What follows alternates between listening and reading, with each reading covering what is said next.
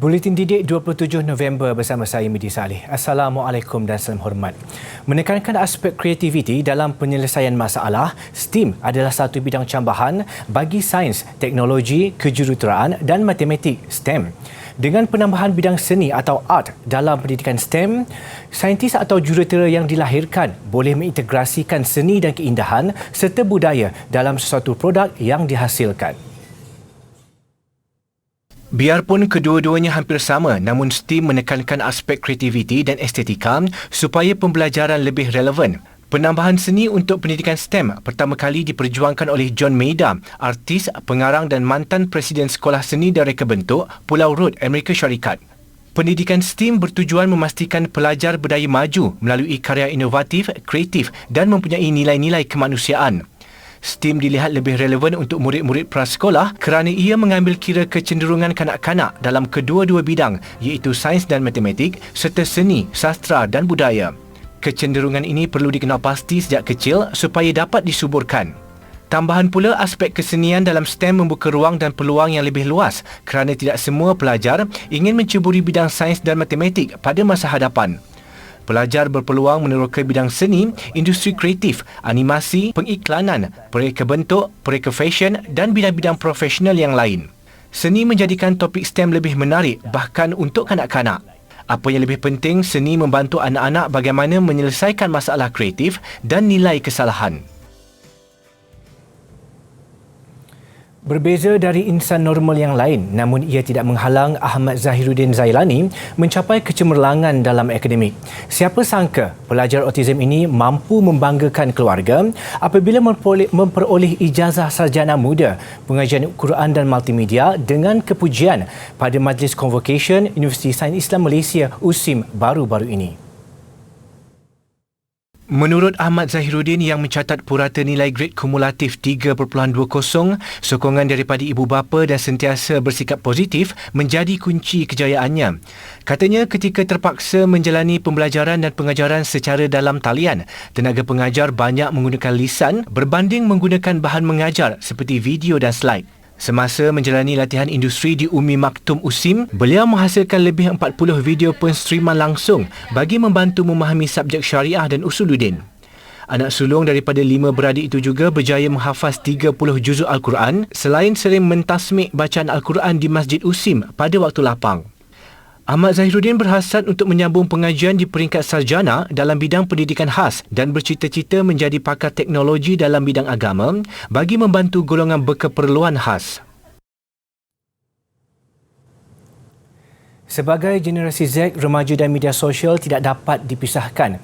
Bagaimanapun, kekerapan remaja dalam menggunakan media sosial sekiranya tidak dikawal, dikuatiri memberi lebih banyak keburukan berbanding kebaikan.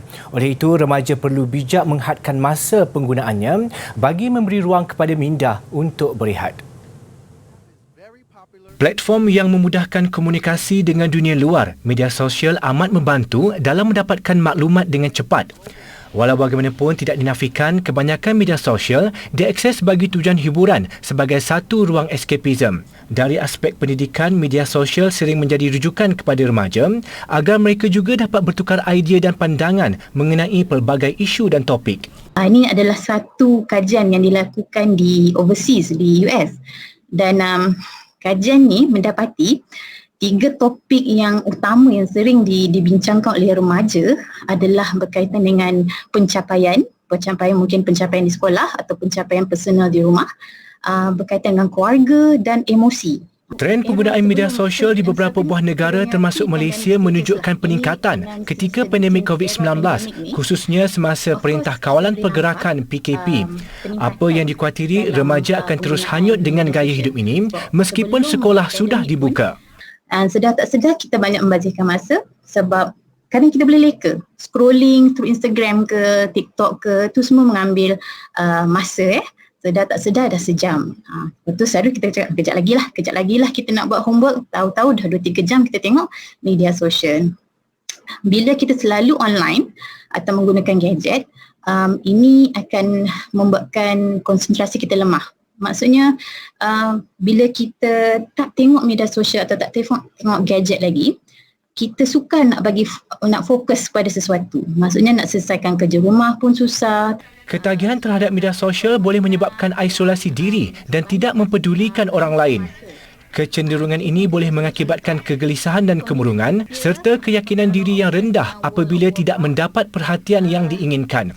Bagaimanapun, ketagihan remaja terhadap media sosial boleh dirawati sekiranya golongan ini mengutamakan kesihatan diri. Bagi mengelakkan keinginan melihat media sosial, remaja juga boleh menutup tetapan notifikasi. Dan kita boleh cari cara lain untuk berhubung dengan kawan.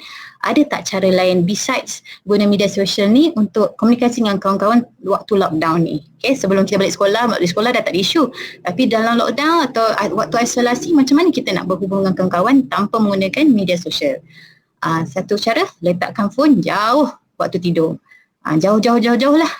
Ada setengah remaja yang bawah treatment di klinik kami, kita memang pastikan sebelum tidur parents pegang phone. Yang lebih utama, remaja perlu ada kawalan diri dengan meletakkan had penggunaan masa untuk media sosial.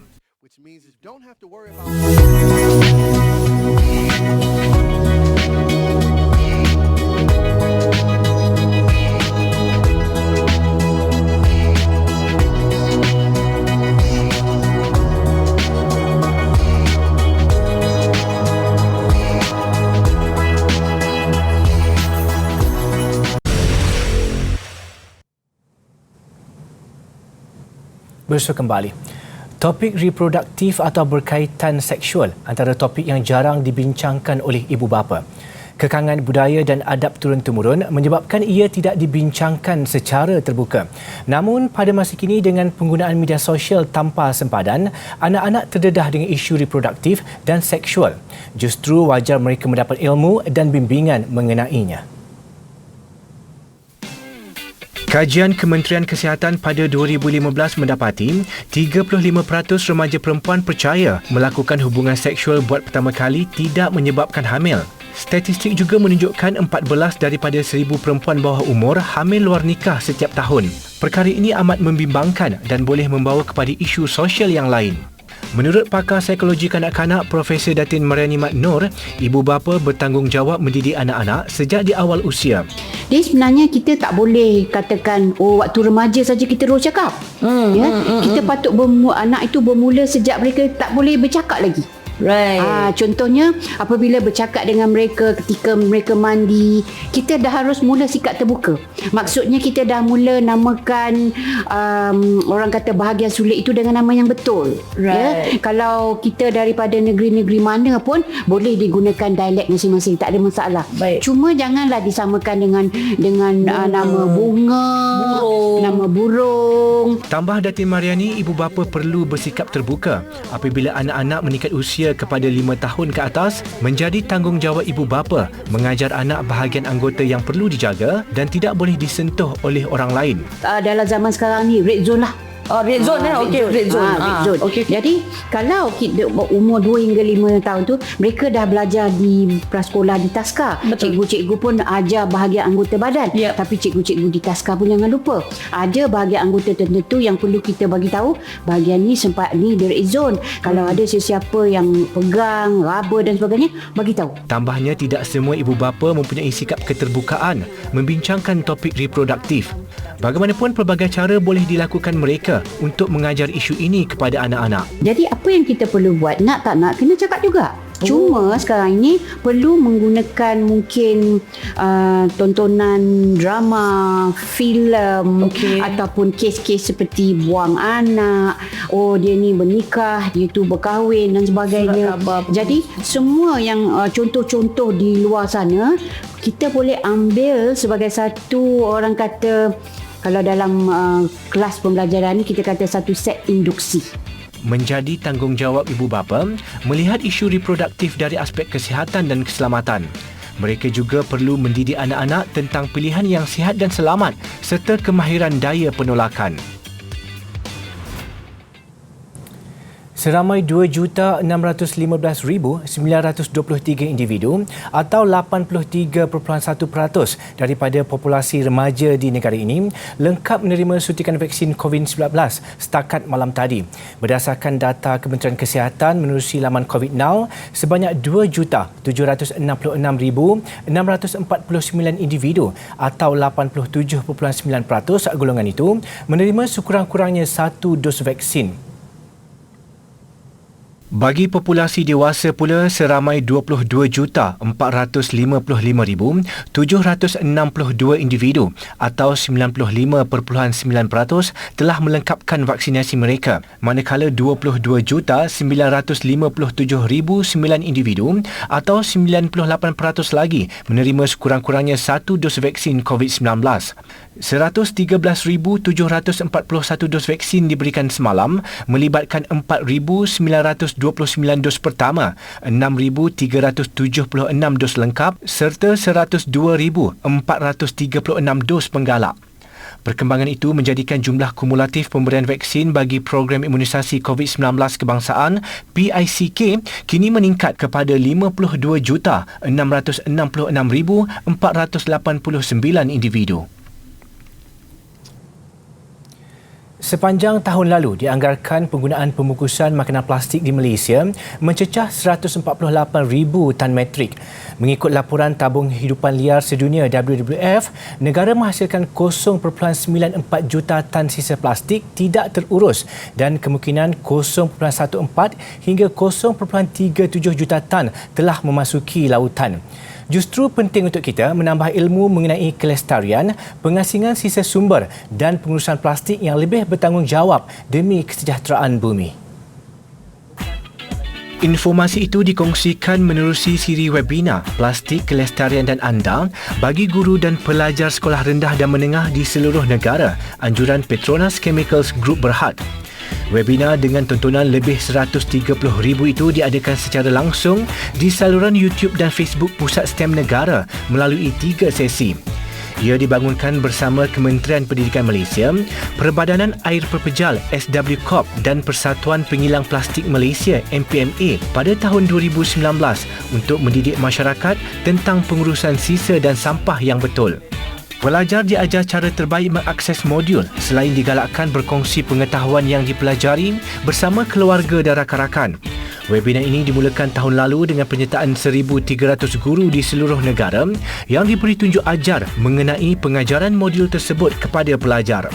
Ia turut diadakan bersama pelbagai pihak berkepentingan termasuk kaki tangan dan jabatan kerajaan untuk menggalakkan penggunaan gaya hidup yang lestari.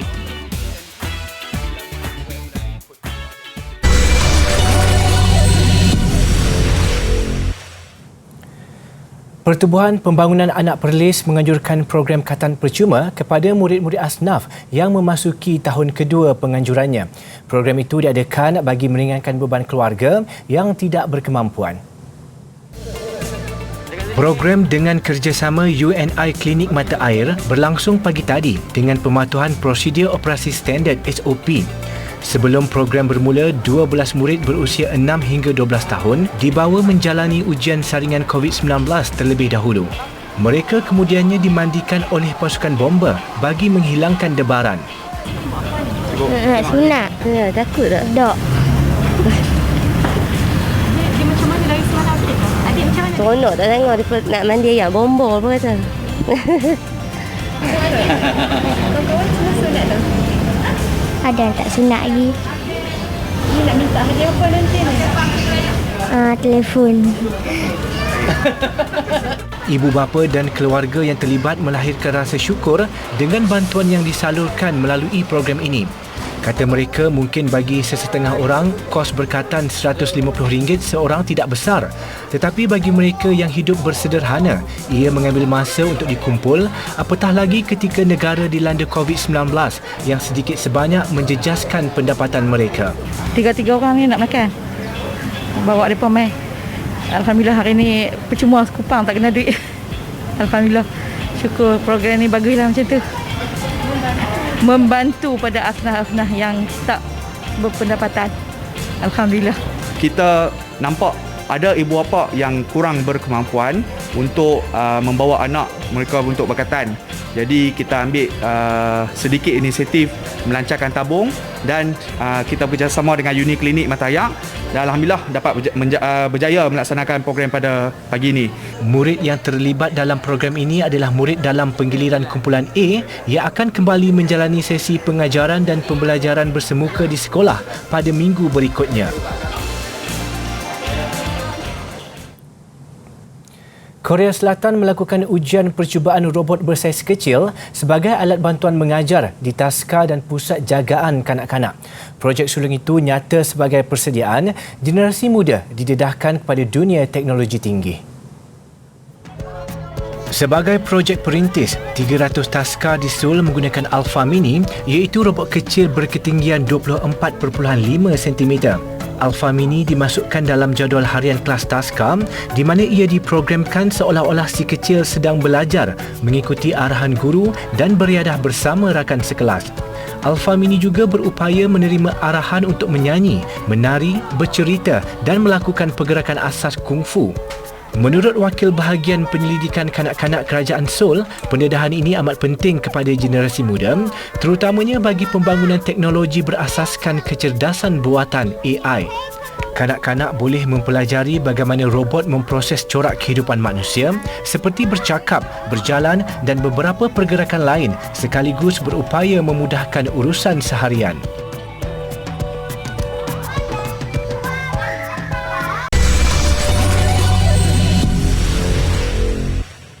Sukan.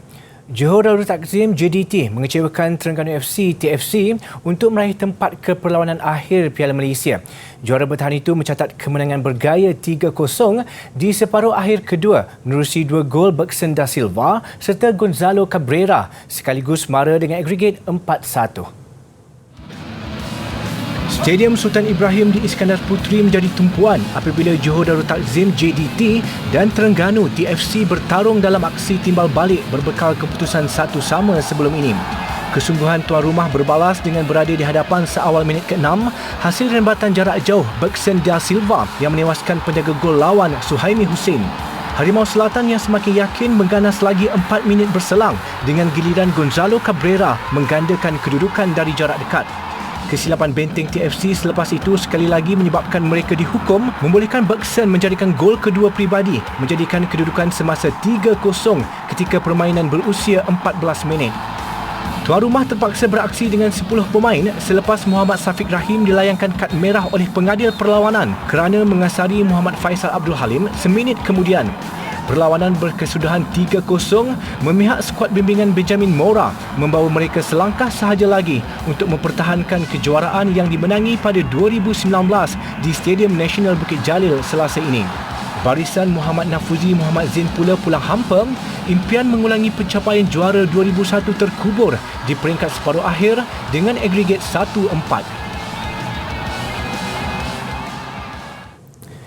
Kuala Lumpur City, KL City pula mara ke penentuan juara Piala Malaysia selepas 32 tahun dengan menewaskan Melaka United 5-3 menerusi sepakan penalti di separuh akhir kedua apabila permainan berakhir sekali lagi dengan keputusan 1-1 menjadikan agregat 2-2. Perlawanan separuh akhir kedua di Stadium Hang Jebat di antara Melaka United dan Kuala Lumpur City terpaksa dilangsungkan lewat sejam gara-gara masalah bekalan elektrik. Beraksi di halaman sendiri menyemarakkan semangat tuan rumah melakukan asakan mencari gol pembukaan. Kegairan itu membuka ruang kepada pelawat mencuri kesempatan dengan jaringan pendahuluan oleh K. Patiban minit ke-9 dari situasi kelam kabut di hadapan gawang. Kira-kira 20,000 penyokong Melaka United yang hadir akhirnya bergembira meraihkan gol penyamaan Ahmad Syamim Yahya pada minit ke-65. Kedudukan satu sama menjadikan agregat 2-2 sehingga tamat 120 minit masa permainan memaksa pemenang ditentukan dengan sepakan penalti. Ketika kedua-dua pasukan saling menyempurnakan sepakan, penyerang import Giovanni Gomez pula gagal menyudahkan percubaannya yang terkena palang. Sepakan terakhir kemudiannya diambil Giancarlo Gallifuco menewaskan Khairul Fahmi Cik Mat untuk keputusan penuh 5-3 dan melangkah ke perlawanan akhir pertama mereka sejak kali terakhir pada 1989. Melaka United pula terus kempunan perlawanan akhir sulung mereka dengan pencapaian terbaik setakat ini berada di fasa separuh akhir. Visual koleksi bola sepak terbanyak di dunia mengakhiri buletin didik malam ini. Saya Miti Saleh, salam hormat, insya-Allah kita jumpa lagi.